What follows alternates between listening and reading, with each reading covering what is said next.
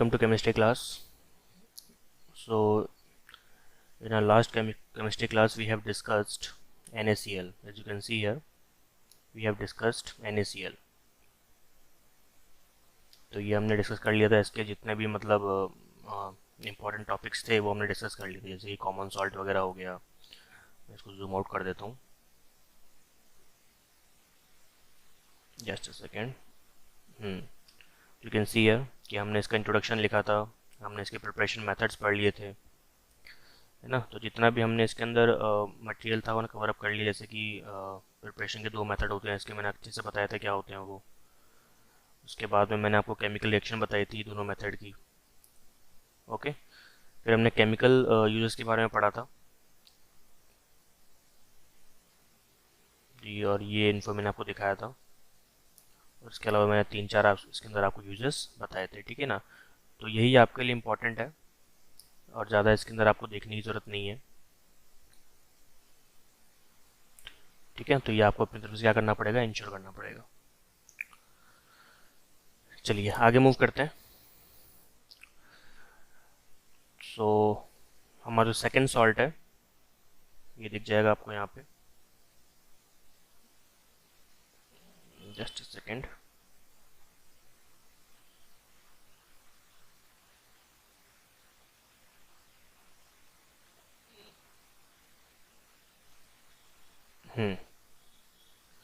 चलिए.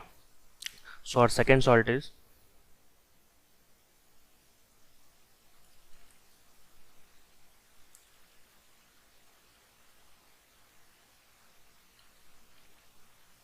सोडियम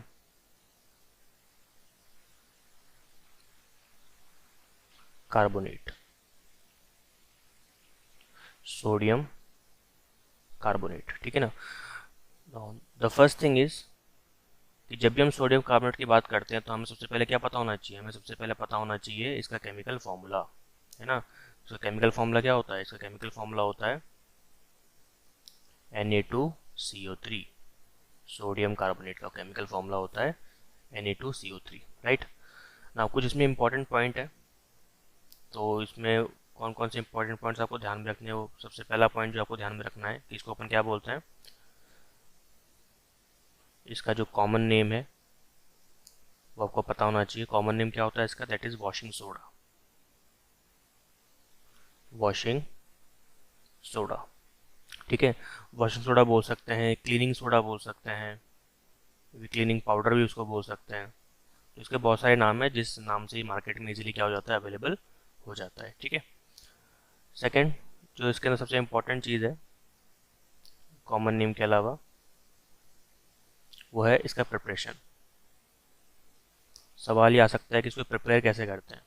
इसका प्रिपरेशन काफ़ी ज़्यादा इम्पोर्टेंट है. तो जब भी हम इसके प्रिपरेशन की बात करेंगे तो हमको ये चीज़ पता होना चाहिए कि इसको प्रिपरेशन करते हैं बाय सॉल्वे प्रोसेस. प्रोसेस का नाम है, उसको हम क्या बोलते हैं, Solvay process. This is very important, है ना. मैं इसको यहाँ पे स्टार लगा रहा हूँ, Solvay process. So if you know the solve process, then you can easily define the preparation of sodium carbonate at any condition, ठीक है ना. बहुत ही छोटा सा होता है, ज़्यादा इसमें देखने माथाफोड़ी करने की जरूरत नहीं है आपको, बहुत ही इजीली समझ में आ जाता है ये, है ना. चलिए अब इसका स्टेटमेंट हम लोग देख लेते हैं कि how can we define solve process. तो ये चीज़ थोड़ी सी आपको याद करनी पड़ेगी. और सॉल्व प्रोसेस बताने से पहले एक छोटा सा नोट मैं आपको बता देता हूँ जो कि काफ़ी ज़्यादा इम्पॉर्टेंट है. ये नोट आपको यहाँ पे लिखना चाहिए. नोट ये है कि Na2CO3 इज़ अवेलेबल, या फिर इज अकर्स, या फिर इसको भी हटा दो. Na2CO3 occurs in 2 forms. तो जो आपका सोडियम कार्बोनेट है वो 2 फॉर्म में मिलता है. और 2 फॉर्म कौन कौन से वो देख लीजिए आप. देखिए उन 2 फॉर्म्स के बारे में लिख लेते हैं. सबसे पहला फॉर्म होता है एनहाइड्रस फॉर्म. एनहाइड्रस, दूसरा होता है हाइड्रेट फॉर्म। Hydrate form. अब एनहाइड्रस और हाइड्रेट में क्या फ़र्क है, ये आपको थोड़ा सा जो है क्लियर होना चाहिए। Without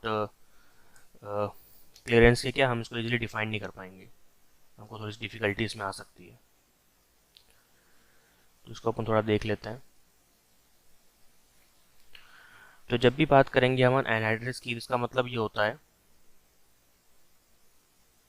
lack of H2O। मतलब ऐसा है Na2CO3 जिसके पास H2O नहीं होता है। और अगर आपका Na2CO3 यानी कि सोडियम कार्बोनेट अगर एनहाइड्रस कंडीशन में है, यानी कि उसके पास अगर वाटर का मॉलिक्यूल नहीं है, तो इसका मतलब एक ही होता है कि वो, उसको हम लोग क्या बोलते हैं, उसको हम लोग क्या बोलेंगे, उसको हम लोग बोलेंगे dry sodium carbonate. Dry sodium carbonate. बात समझ में आ रही है? ठीक है।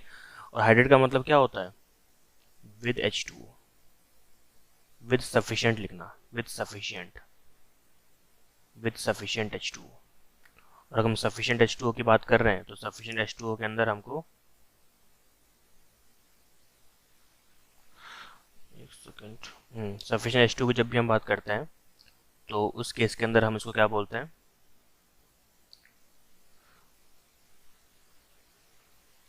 With H2O। ठीक है ना? या फिर इसको आप क्या बोलोगे, that is wet, wet sodium carbonate, wet sodium carbonate. बात समझ में आ रही है? ठीक है। अब एनहाइड्रस और हाइड्रेट, इन दोनों का मैं आपको फॉर्मूला और बता देता हूँ कि इन दोनों के फॉर्मूले में क्या डिफरेंस है। कई कई कई बार लगता है स्टूडेंट्स को कि दोनों का फॉर्मूला ऑलमोस्ट सेम ही होता होगा, बट ऐसा नहीं है। Formula is not same, it is different. तो वो डिफरेंस क्या है वो हम यहाँ पे क्या करेंगे, फाइंड आउट करेंगे। तो जब भी हम बात करेंगे एनहाइड्रस की, तो देखिए, तो एनहाइड्रस का जो फॉर्मूला होता है वो सिंपल होता है, दैट इज Na2CO3। ठीक है। लेकिन जब भी हम हाइड्रेट की बात करेंगे तो हाइड्रेट के अंदर तो वाटर भी है ना, वाटर भी है। और वाटर है तो इसका मतलब,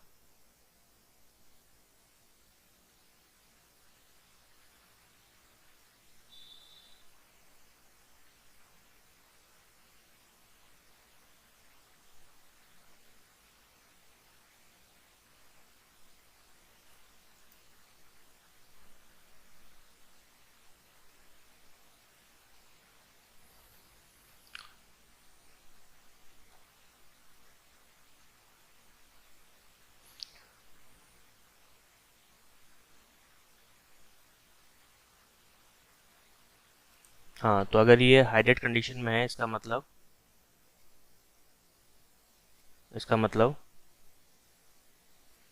इसके पास क्या है, इसका फॉर्मूला क्या बन जाएगा, that is Na2CO3 dot dot 10H2। ये फॉर्मूला बन जाएगा। तो एनहाइड्रस का फॉर्मूला होता है कौन सा वाला, ये वाला।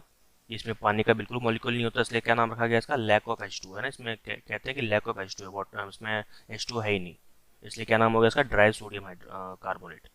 बट हाइड्रेट वाले के अंदर तो ऐसा नहीं है, है ना। इसलिए आपको ये चीज़ थोड़ा सा ध्यान में रखना पड़ेगा। ओके, चलिए आगे मूव करते हैं।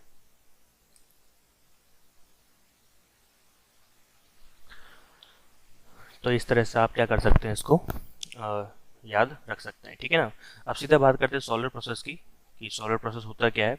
इसको हम थोड़ा अच्छे से समझेंगे, क्योंकि विदाउट सॉल्वर प्रोसेस हम क्या नहीं कर सकते, इसको इसके प्रिपरेशन को अच्छे से समझ नहीं सकते, है ना। तो चलिए देखते हैं। तो इसमें एक छोटा सा स्टेटमेंट है जो आपको याद रखना ही पड़ेगा, इसका कोई वैसे इलाज नहीं है। विदाउट उसको याद रखे हम काम नहीं कर पाएंगे इसमें। तो स्टेटमेंट आप लिखिए इसके अंदर, है ना। तो स्टेटमेंट किस तरह से लिखा जाएगा देखिए। हाँ जी, स्टेटमेंट्स में लिखिए,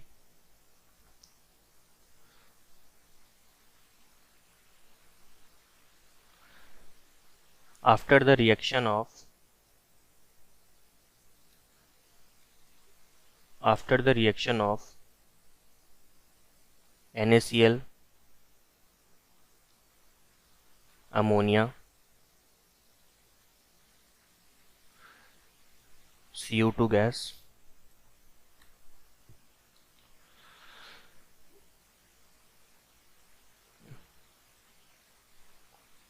CO2 gas and H2O vapors, H2O vapors,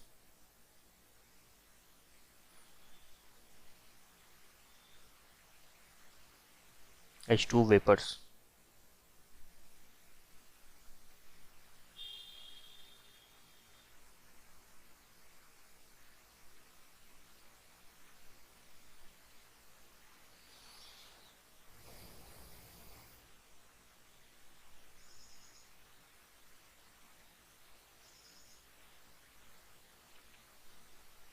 Ammonium chloride and sodium bicarbonate forms, but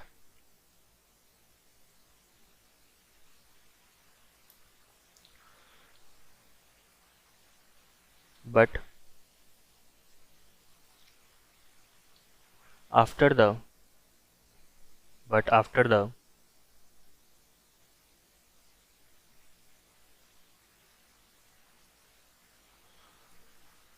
dissociation, after the dissociation, है ना, हाँ, dissociation of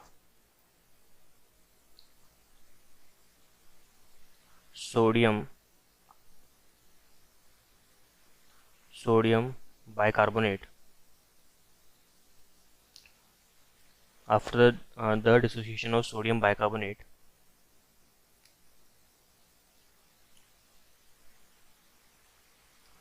sodium carbonate can be formed.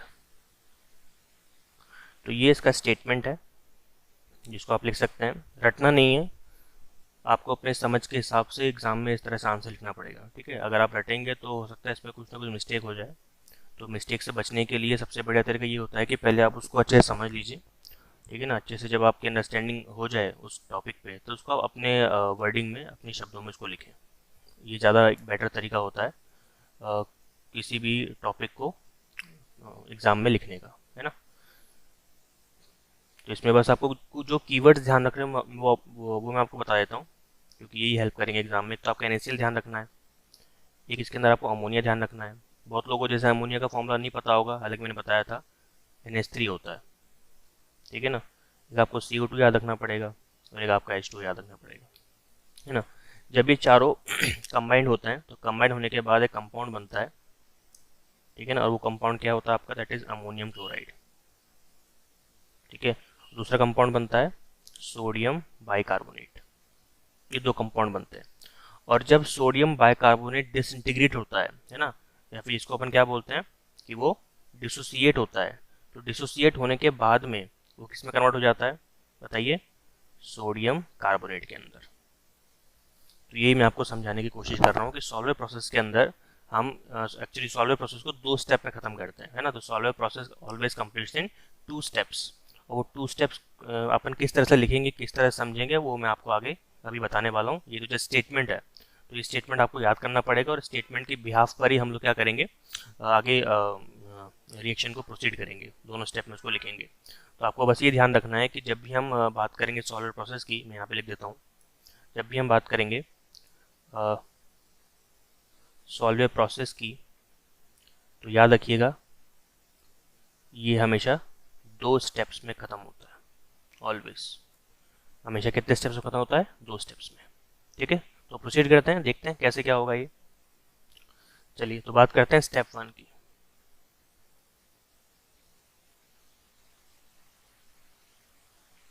है ना। तो स्टेप 1 देख लेते हैं जी। तो स्टेप 1 की अगर बात की जाए तो स्टेप 1 में अपन क्या लिखेंगे, that is addition of NaCl, NH3, CO2 and H2। ये पहला स्टेप है, ठीक है ना। तो जब इनका एडिशन होगा तो क्या बनेंगे, यही अमोनियम क्लोराइड और सोडियम बाइकार्बोनेट। इनका फॉर्मूला मैं बताऊंगा, तो अभी मैं नहीं बता रहा हूँ ताकि आपको थोड़ा सस्पेंस रहे और आप देखेंगे कैसे क्या बनता है, इनका फॉर्मूला क्या होना चाहिए। तब तक आप सोच लीजिए, है ना, हम बनाते हैं इसको। तो we have NaCl, sodium chloride, we have ammonia, that is NH3, we have CO2 gas, and we have H2 vapors। तो जब इनका एडिशन हो जाता है ना, एडिशन होने के बाद कंपाउंड जो बनेगा दैट इज अमोनियम क्लोराइड, यानी कि NH4Cl, ये फॉर्मूला होता है अमोनियम क्लोराइड का। और सोडियम बाइकार्बोनेट का फॉर्मूला क्या होता है बताइए, दैट इज NaHCO3। तो ये जो आप देख रहे हैं यहाँ पे, ठीक है ना, ये जो आप यहाँ पे देख रहे हैं, यही आपको क्या करना है, इसमें लर्न करना है, जिसको मैंने अभी बॉक्स में बंद किया है। ओके, तो ये है फर्स्ट स्टेप के अंदर, इसके अंदर अमोनियम क्लोराइड और सोडियम बाइकार्बोनेट बन गया। तो मैं यहाँ पे मार्किंग भी कर देता हूँ। तो this is your ammonium chloride and this is your sodium bicarbonate। Done. तो इस तरह से हम क्या करेंगे, इसको स्टेप 1 को कंप्लीट करेंगे। ठीक है, अब एक बार इसको चेक कर लेते हैं। मैंने जैसे आपको पहले भी सिखाया था कि जब भी हम कोई रिएक्शन लिखते हैं तो हमको सबसे पहला काम क्या है, पहली जिम्मेदारी क्या है हमारी, कि ये चेक करना कि रिएक्शन हमारी बैलेंस कंडीशन में है कि नहीं, है ना। अगर रिएक्शन बैलेंस नहीं है तो उसको बैलेंस कीजिए, because it is very important. तो देखते हैं। तो सोडियम तो बैलेंस है, नाइट्रोजन भी बैलेंस है, हाइड्रोजन बैलेंस नहीं है, नहीं हाइड्रोजन भी बैलेंस है, 5 हो गए ना, तो 4 और 5 ठीक है। कार्बन बैलेंस है, और ऑक्सीजन कितने हैं, 3, ऑक्सीजन 2, मतलब this reaction is completely balanced. आप चेक करेंगे तो आपको मालूम पड़ जाएगा this reaction is completely balanced. तो चलिए बढ़ते हैं स्टेप 2 की तरफ।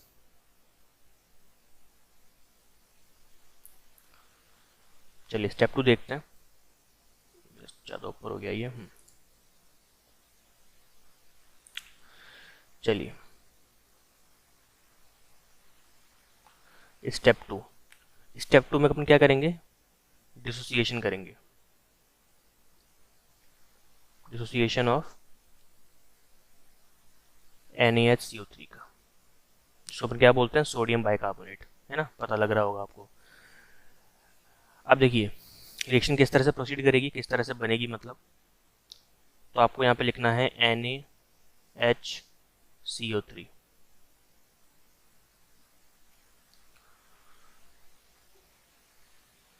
NaHCO3, है ना।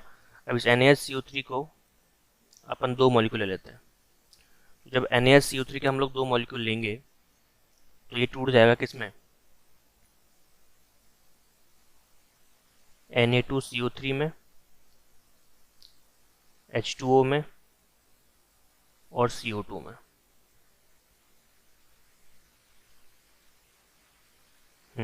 ठीक है ना, तो इस तरह से टूट जाएगा। अब देखते हैं रिएक्शन हमारी बैलेंस हो रही है कि नहीं हो रही है। तो सोडियम 2 हो गए, और याद रखना डिसइंटीग्रेट करने के लिए आपको क्या लेना पड़ेगा, आपको लेना पड़ेगा टेम्परेचर, हाई टेम्परेचर। तो कार्बन 2 है, कार्बन भी 2, 6, 3, 5, 6, ठीक है ना। तो रिएक्शन कम्प्लीटली बैलेंस्ड है, कोई इसमें घबराने की बात नहीं है। आप खुद से भी चेक कर सकते हैं, आपको रिएक्शन बैलेंस कंडीशन में ही मिलेगी। इसको मैं बॉक्स में बंद कर देता हूँ इस तरह से, ठीक है जी। तो ये 2 स्टेप है, इन 2 स्टेप के अंदर हम लोग क्या करते हैं, सॉल्वर प्रोसेस को समझते हैं, उसको लिखने का प्रयास करते हैं और ये देखते हैं कि अंत में क्या बन रहा है। तो सबसे पहला कंपाउंड क्या बनेगा, सबसे पहला कंपाउंड आपका बनता है ammonium chloride.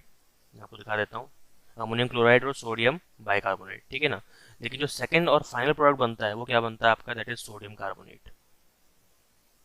So this is your sodium carbonate. इसको हम लोग क्या बोलते हैं बताइए, वॉशिंग सोडा। ठीक है, तो ये हमने सॉल्वर प्रोसेस को कम्प्लीटली समझ लिया है कि सॉल्वर प्रोसेस है क्या चीज़, और इसके माध्यम से हम लोग सोडियम कार्बोनेट कैसे बना सकते हैं। ठीक है। अब देखिए ये जो सोडियम कार्बोनेट बना है इसके साथ पानी है, वाटर का मॉलिक्यूल है, यू कैन सी है, देखिए है कि नहीं। तो ये कम्प्लीटली ड्राई नहीं होगा, this is not completely dried sodium carbonate, इसके अंदर थोड़ा बहुत पानी का मॉलिक्यूल है, लेकिन अगर आपने कम्प्लीटली पानी का मॉलिक्यूल रिमूव कर दिया तब उसको अपन क्या बोलेंगे, ड्राई बोलेंगे, है ना। तो अगर आपको एक्चुअल में वॉशिंग सोडा बनाना है तो आपको इसमें एक काम थोड़ा एक्स्ट्रा करना पड़ेगा, है ना। तो यहाँ पे आप इसमें यहाँ लिख सकते हैं addition of 10H2O molecule for making wet sodium carbonate,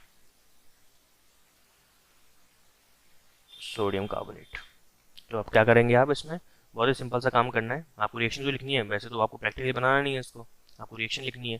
तो जब भी आप रिएक्शन लिखे हैं तो आप इस तरह से लिख सकते हैं, दैट इज Na2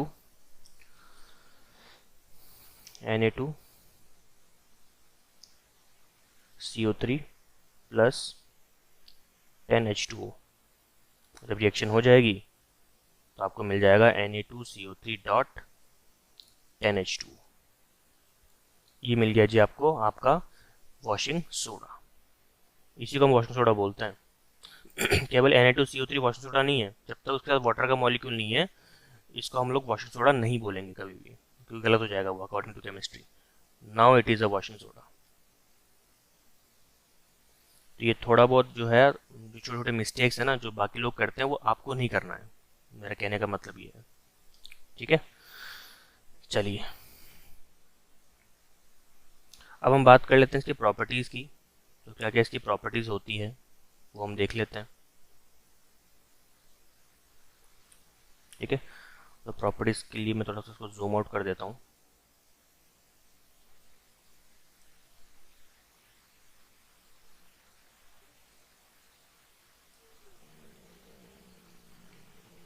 है ना, यहाँ पे लिखते हैं,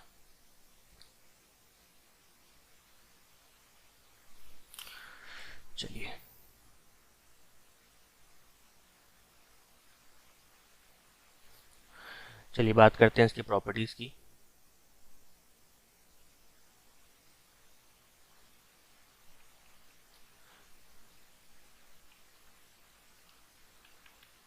सबसे पहली प्रॉपर्टी जो काफ़ी ज़्यादा फेमस है और आपकी बुक के अंदर भी, आपके सिलेबस का भी पार्ट है वो, that is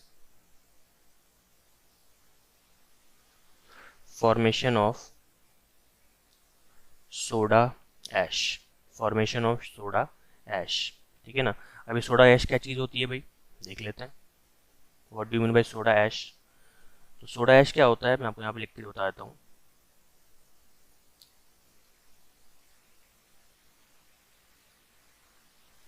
in the presence of high temperature, in the presence of high temperature 10H2O molecules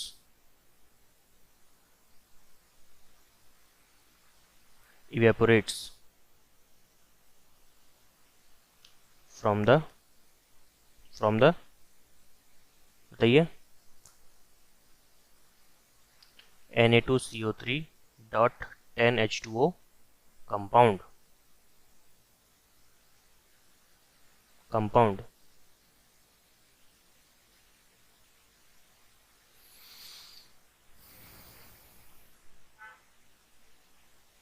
the remaining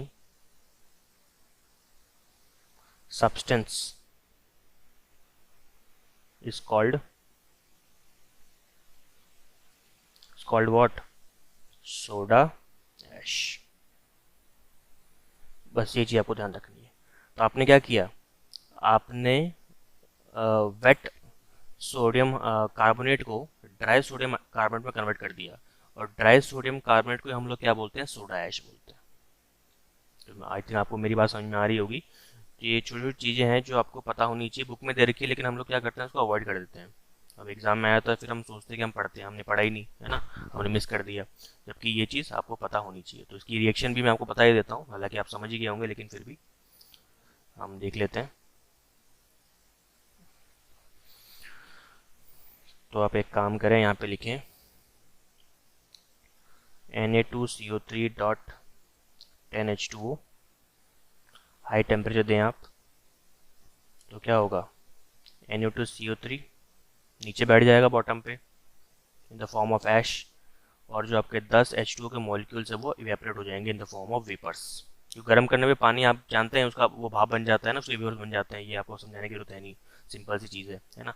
तो this is your soda ash, ये जो मिला है ना आपको पानी के उड़ने के बाद में, this is your soda ash. और सोडा क्यों बोल रहे हैं, क्योंकि ये सोडियम, इसके अंदर सोडियम है, तो सोडियम को शॉर्ट में हम कहते हैं सोडा। अब ये वो पानी वाला सोडा नहीं है, ठीक है ना, तो ये थोड़ा ध्यान रखिएगा आप, सोडा ऐश। ओके, तो ये की प्रॉपर्टीज़ के अंदर आपको जनरली ध्यान रखनी है, बाकी एक दो जैसे प्रॉपर्टी आप कॉमन सी ध्यान रख सकते हैं, जो कि ऑलमोस्ट मैं तो देखता हूँ कि हर सॉल्ट के अंदर कॉमन ही होती है, बट कोई नहीं, अब इतना हमने लिखा है तो ये दो चार चीज़ें और लिख लेते हैं। दूसरी प्रॉपर्टी ये है कि इसके अगर हम अपीयरेंस की बात करें,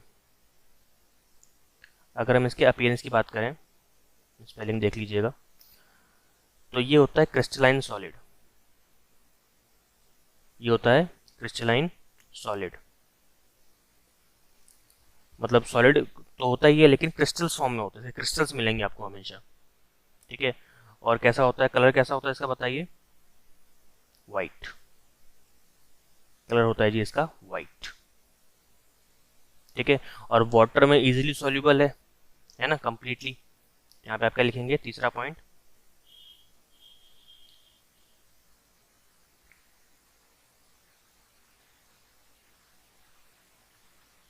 highly soluble in H2O, highly soluble in H2O, ठीक है। ये कुछ छोटी छोटी चीज़ें हैं जो आपको मालूम होनी चाहिए जब भी हम इसकी प्रॉपर्टीज़ क्या करते हैं, पढ़ते हैं, ठीक है। अब जिस तरह से हमने NaCl की यूजेस पढ़े थे, तो इसका भी हम यूजेस पढ़ लेते हैं, क्योंकि कमर्शियल और जो इसके लैब में यूजेस हैं वो तो हमें पता होनी चाहिए, खैर तो इसके यूजेस हम लोग देख लेते हैं।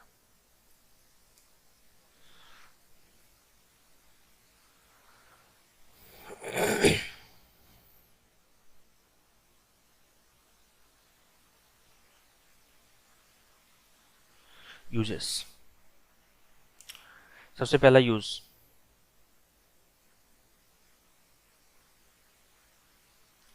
मैन्युफैक्चरिंग ऑफ ग्लास, ठीक है। तो ग्लास का जो मैन्युफैक्चर होता है वो विदाउट सोडियम कार्बोनेट पॉसिबल नहीं है ना। सेकंड है, इन लॉन्ड्रीज, इन लॉन्ड्रीज, ठीक है। लॉन्ड्रीज में क्या काम आता है ये आपको पता ही है, क्लीनिंग करने के लिए, कपड़े वपड़े धोने के लिए, जो भी गंदे कपड़े उनको धोने के लिए, है ना। तीसरा यूज के अपन क्या लिखेंगे,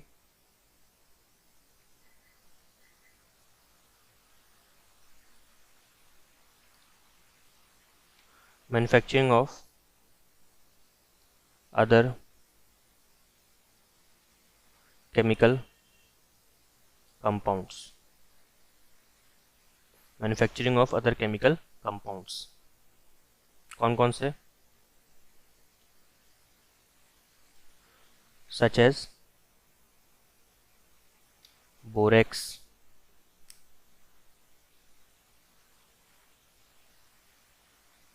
सोडियम हाइड्रोक्साइड, एसेट्रा, इस तरह से।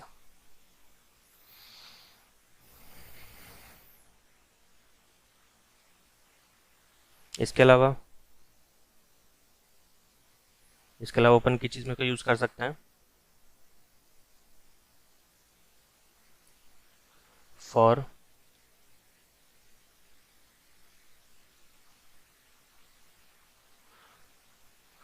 Softening of water, for softening, शायद मैं सॉफ्टनिंग की स्पेलिंग गलत लिख दी, एक सेकेंड में, फॉर सॉफ्टनिंग ऑफ वाटर। ठीक है, देखो अगर वाटर मॉलिक्यूल के अंदर सोडियम और पोटेशियम के आयंस है ना, तो उस वाटर को हम लोग सॉफ्ट वाटर कहते हैं। if any water molecule or if any water sample possesses Na plus ions and K plus ions, then that type of water sample is called soft water।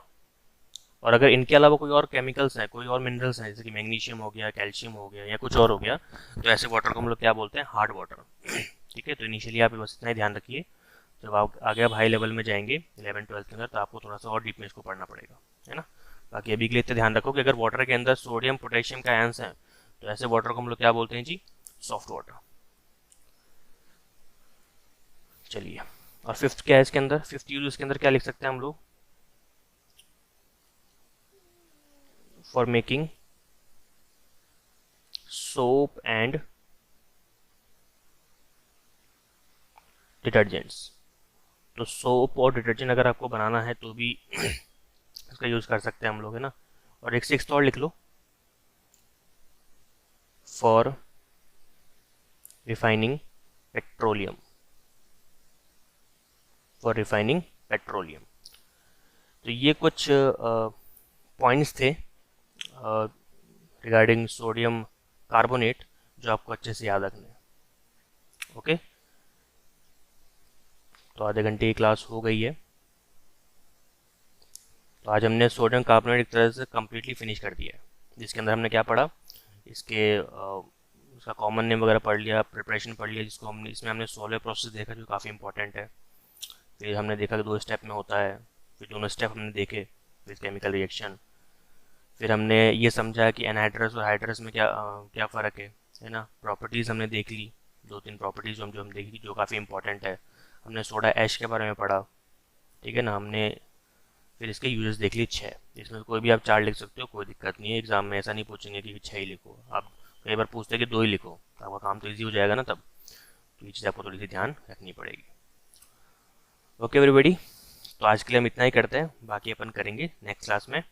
तब तक आप पढ़ते रहिए, इसको रिवाइज करते रहिए। Okay, thank you so much, have a good day, bye bye.